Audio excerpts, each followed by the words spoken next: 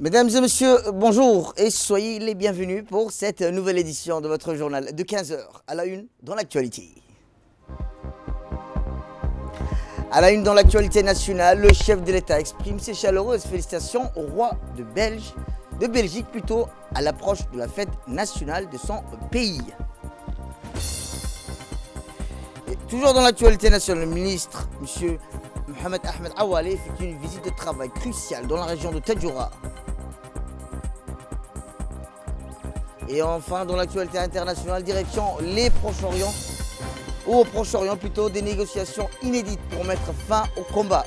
Nous verrons en fin de journal à Gaza. C'était les titres. Merci si vous nous rejoignez et merci de nous accueillir chez vous. À la une dans l'actualité, le président de la République, son Excellence Ismaël Omar Guelleh, a rendu un vibrant hommage à la mémoire de feu colonel Omar Bouh Goudadé, figure emblématique du paysage militaire djiboutien et personnalité très connue et appréciée de ses compatriotes décédés samedi. Nos compatriotes se souviendront longtemps de lui comme un modèle d'officier supérieur qui aura marqué son empreinte les arcanes de défense et de sécurité de notre pays, a indiqué le chef de l'État. À haut gradé et mérité, il s'acquittait toujours de ses missions d'intérêt majeur pour notre nation avec dévouement, rigueur et professionnalisme, a ensuite noté le président de la République. Il forçait l'estime aussi pour sa proportion à demeurer toujours accessible, modeste et généreux. Dans son élan, souligne également le président de la République, puisse Dieu Tout-Puissant accueillir dans son paradis éternel, a par ailleurs imploré le chef de l'État, exprimant ses condoléances attristées à la famille, aux amis et proches du défunt ancien officier militaire. Feu colonel Omar Bouh Goudadé était à la retraite depuis quelques années. Il laisse derrière lui une importante famille. Inna lillah wa inna ilayhi raji'un. Toujours dans l'actualité nationale, où le chef de l'État, son Excellence Ismaël Omar Guelleh, à l'approche de l'anniversaire de la fête nationale du Royaume de Belgique, formé des vœux de santé et de bonheur au roi des Belges, Sa Majesté Philippe. Le peuple et le gouvernement de Djibouti se joignent naturellement à moi pour manifester leur sympathie à la nation amie belge, a écrit le chef de l'État dans le télégramme envoyé à Sa Majesté Philippe. Votre pays est d'autant plus légitime à placer la commémoration de sa fête nationale dans le faste et la grandeur qu'il fait depuis longtemps office de modeste réussite de développement, a dans le même document noté le chef de l'État. Le président Ismaël Omar Guelleh a mis ensuite à profit ce message pour souligner le profit établi de la Belgique à servir de matrice d'inspiration aux États en matière de faire vivre dans la coexistence pacifique, la complémentarité et la fraternité, plusieurs composantes démographiques, linguistiques et culturelles. Nous n'aurons de cesse d'œuvrer toujours au renforcement des relations déjà privilégiées d'amitié et de coopération entre nos deux nations, a dans son élan indiqué aussi le chef de l'État, réitérant ses chaleureuses félicitations au roi Philippe et à l'ensemble du peuple ami belge. Direction Tadjoura, où je vous le disais dans le titre, une délégation conduite par le ministre de la Culture s'est rendue récemment à Tadjoura pour superviser un ensemble d'interventions urgentes visant à relancer les infrastructures hydrauliques des villages de Garanleh, Itki et Farandaba plutôt. Cette visite qui s'inscrit dans le cadre d'une démarche concertée avec les notables des dites localités traduit la volonté du gouvernement à répondre aux préoccupations criantes des populations en matière d'approvisionnement en eau. Les points d'attention principaux de la délégation a porté sur le forage principal de 15 mètres cubes majeur. Une pompe manuellement immergée, un nouveau câble d'alimentation a été mis en place, permettant ainsi de restaurer une desserte en eau qui n'avait plus connu de véritable réhabilitation depuis plusieurs mois. Les techniciens dépêchés sur place ont souligné la complexité des opérations, mais ont aussi insisté sur l'importance de ces actions pour la sécurité hydrique des communautés locales. Par ailleurs, les travaux de réhabilitation et d'adduction gravitaire se poursuivront activement. La pose des vannes d'arrêt a été entamée sur le tronçon menant au village d'Itki, initiative qui vise à améliorer la gestion du débit et à faciliter les interventions d'entretien. Ce dispositif permettra à terme une distribution plus équitable à l'eau entre les différents points de service. À Farandaba, les autorités ont annoncé une bonne nouvelle. Le remplissage de 3 réservoirs d'eau a été réalisé avec succès. Ces unités de stockage comprennent un réservoir de 300 mètres cubes d'eau, 2 réservoirs de 100 mètres cubes d'eau chacun. Cette capacité permettra de garantir une distribution plus équitable et stable et régulée de l'eau potable au bénéfice direct des ménages, des établissements scolaires et sanitaires du village. Eh bien, le ministre a indiqué que la réunion notable de 3 localités a été l'occasion d'un échange franc et constructif sur les difficultés rencontrées, mais aussi sur les attentes futures. Écoutons le ministre de la Culture. Nous sommes actuellement dans la localité de Garenlé, au lieu du réservoir, un réservoir de 300 mètres cubes. Il y a d'autres réservoirs également à l'amont. Ce réservoir va alimenter avec les 4 localités, Garenlé, Ferendaba, Itki et Assedaba, et Daï en la fin.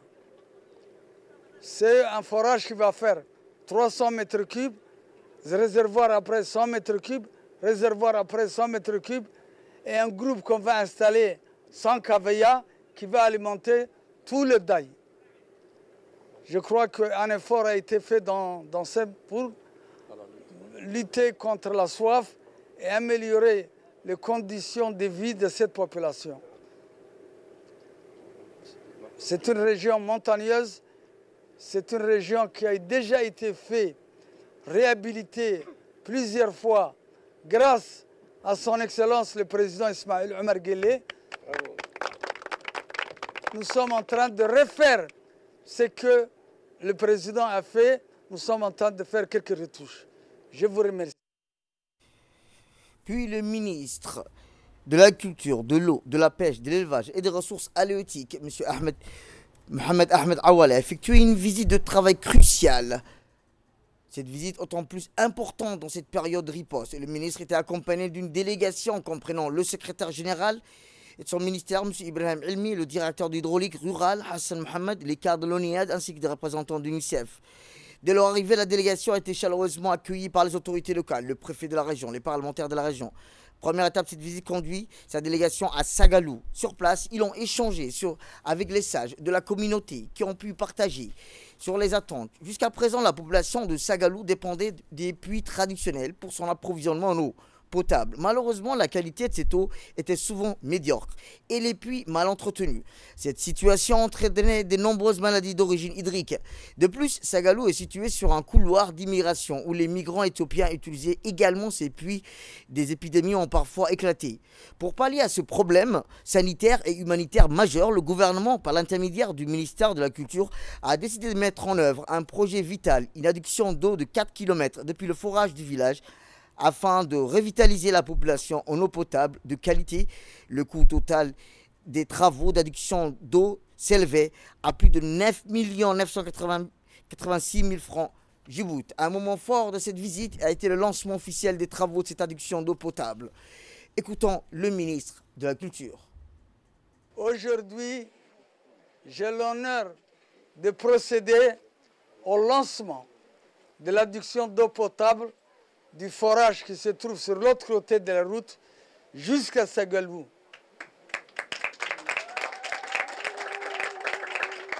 Sagalou est une ville importante.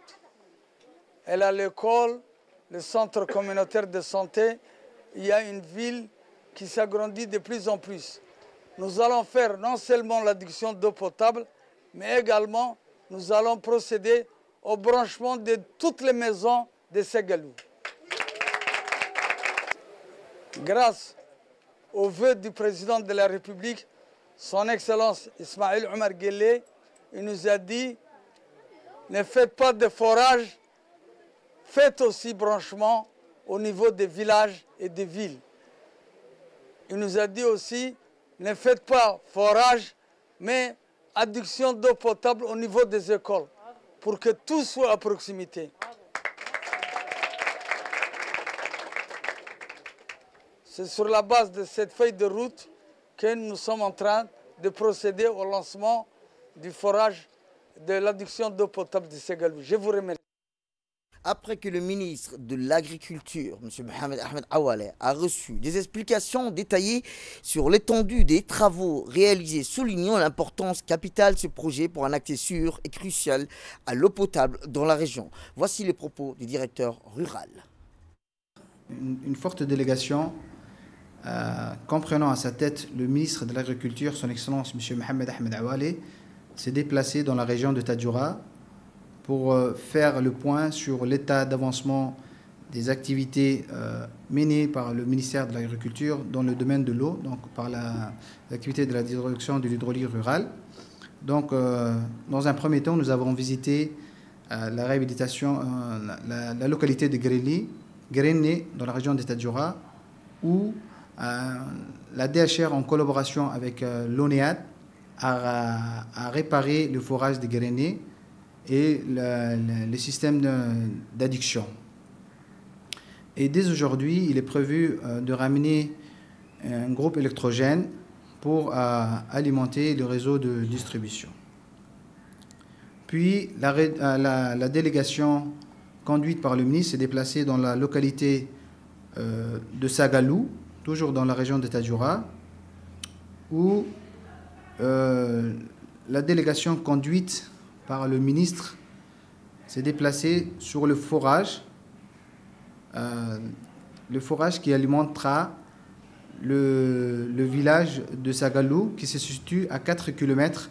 Et cette activité consiste à la réhabilitation totale de 4 km du réseau d'adduction et de distribution entre le forage jusqu'à la localité de Sagalou.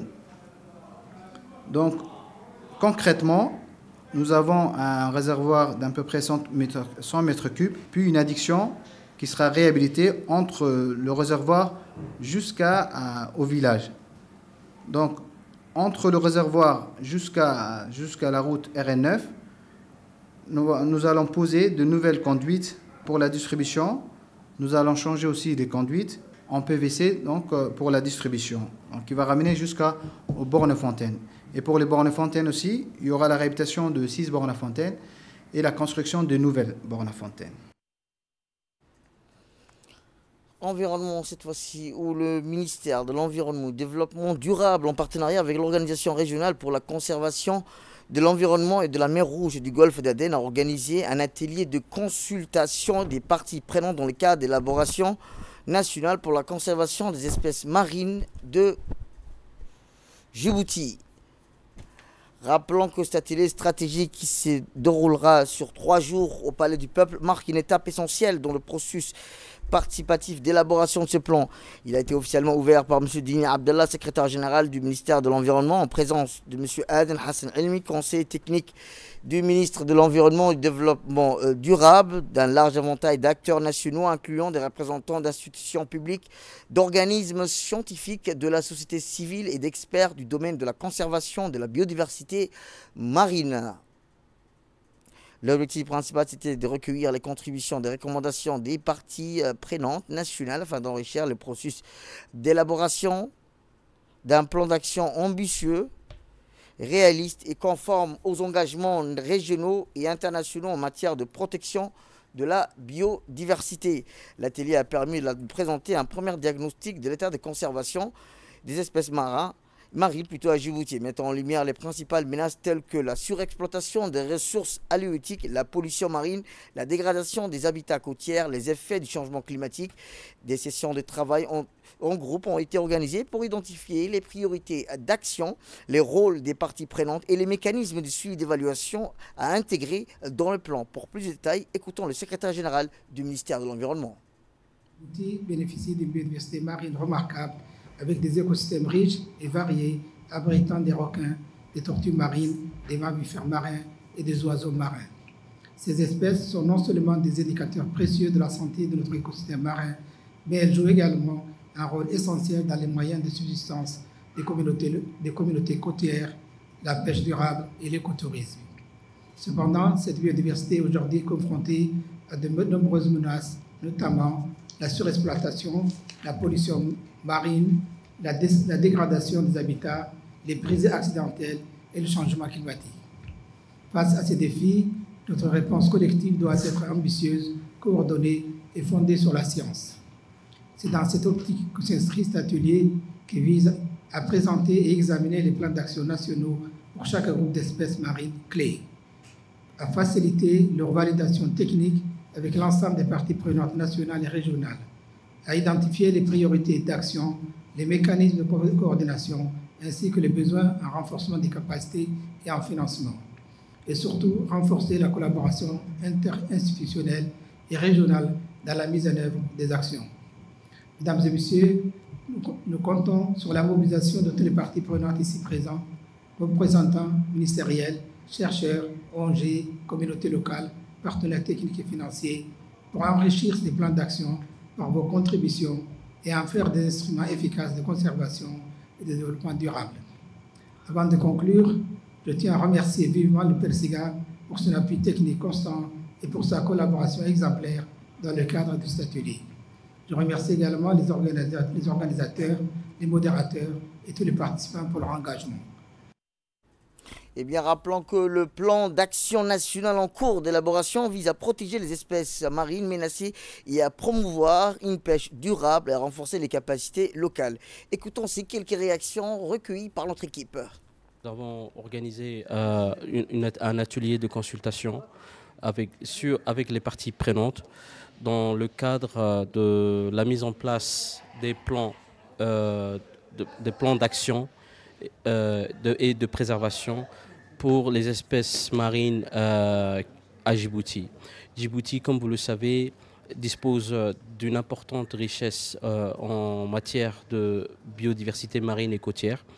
Et cette biodiversité aujourd'hui est de plus en plus menacée par le changement climatique et par plus précisément les pollutions qui sont le plus récurrents au niveau de la position stratégique que Djibouti dispose. C'est dans ce cadre que la mise en place des plans d'action et de préservation de la biodiversité marine et côtière que cet atelier de consultation va s'inscrire.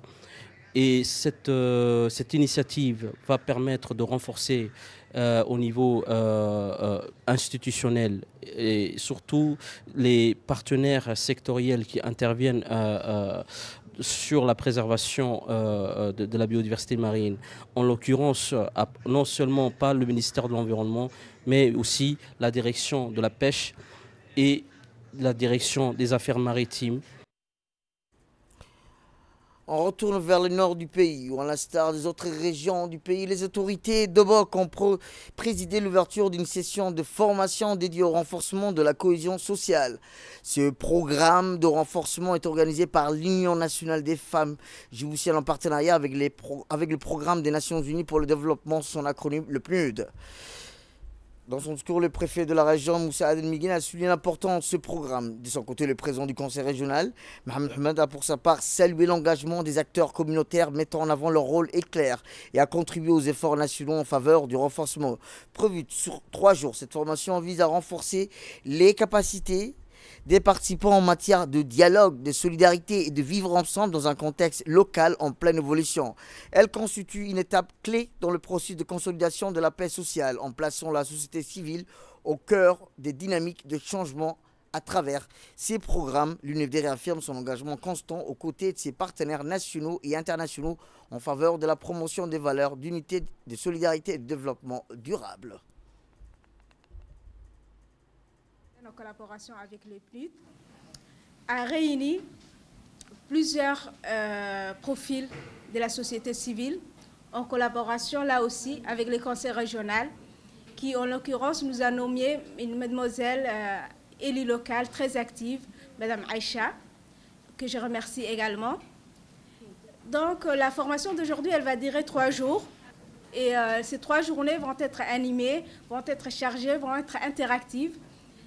Je vous dis merci beaucoup et merci aux responsables qui sont là et merci à la présidente de l'antenne de l'UNFD pour la région d'Obok d'être là avec nous. Eh bien, le préfet de la région a encouragé les participants à prendre pleinement conscience des enjeux liés à la cohésion sociale et de s'approprier des compétences qui lui seront transmises. À l'occasion du lancement officiel de cette importante formation, des formateurs dédiés au renforcement des capacités des femmes et des hommes leaders dans notre région d'Obok et plus largement dans les 5 régions de l'intérieur. Permettez-moi d'abord de remercier chaleureusement le PNUD ainsi que l'Union nationale des femmes djiboutiennes pour leur engagement constant en faveur de la promotion de la paix, du vivre ensemble, du rôle central des femmes dans nos dynamiques sociales et communautaires. Cette formation s'inscrit dans un cadre stratégique plus vaste, celui de l'élaboration de notre stratégie nationale sur la cohésion sociale, actuellement pilotée par le ministère de l'Intérieur. À travers ces stratégies, notre pays souhaite consolider les fondations d'une paix durable fondée sur l'inclusion, la solidarité, la résilience collective et la reconnaissance du rôle crucial des femmes dans nos communautés. Aujourd'hui, plus que jamais, les femmes de nos régions, qu'elles soient mères, chefs de ménage, élus locaux, éducatrices ou responsables associatives, sont au cœur des efforts de médiation, de prévention des tensions et de résolution des conflits. Elles sont souvent les premières à détecter les premiers signes d'un malaise social et les premières à s'engager pour rétablir le dialogue. C'est pourquoi cette formation ne vise pas simplement à transmettre des connaissances techniques. Elle ambitionne de renforcer un véritable leadership féminin communautaire. Elle ambitionne de renforcer un véritable leadership féminin communautaire capable de transformer les pratiques de gouvernance locale, d'ouvrir des espaces de dialogue inclusifs et de construire des ponts là où d'autres érigeraient des murs. Mesdames et messieurs, vous êtes appelés à devenir non seulement des formatrices et des formateurs, mais aussi des catalyseurs du changement, des porte-voix de la paix et des piliers de notre cohésion sociale. Je vous encourage à saisir cette opportunité avec détermination, solidarité et ambition. Nous devons collectivement veiller à ce que votre voix ne soit pas seulement entendue, mais pleinement intégrée dans les processus décisionnels à tous les niveaux.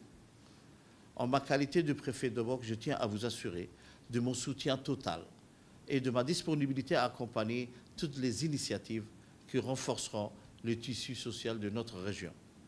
Je vous souhaite une formation enrichissante, porteuse de nouvelles perspectives et d'actions concrètes au service de la paix et de la stabilité. Dans l'actualité internationale, continentale, où ce samedi à Doha, une déclaration de principe a été signée entre le gouvernement congolais et les rebelles de l'Alliance des forces démocratiques pour la libération du Congo, le AFC et le M23. Ce texte s'inscrit dans la continuité de l'accord de paix final signé en juin dernier entre la République démocratique du Congo et le Rwanda. Médiation américaine, les parties sont notamment engagées à respecter un cessez-le-feu permanent et à conclure un accord de paix global. Au plus tard, le 18 août prochain, cette déclaration vise à mettre un terme aux décennies de conflits armés qui déchirent à l'est de la RDC. Et dans l'actualité internationale, en Israël, entame des négociations inédites pour mettre fin au combat sur fond de famine aggravée, de ciblage continu de civils attendant l'aide humanitaire. Aux 653 jours de la guerre d'extermination contre Gaza, des sources hospitalières du secteur ont rapporté la mort en martyrs de 25 Palestiniens sous le feu de l'armée d'occupation depuis l'aube d'aujourd'hui, dont 19 parmi ceux qui attendaient de l'aide humanitaire dans un contexte de multiplication des décès dus à la famine. C'est tout pour cette édition. Merci à vous de nous avoir suivis. Restez avec nous pour la suite de notre programme télévisé. Le programme continue sur Télé Djibouti. Restez avec nous.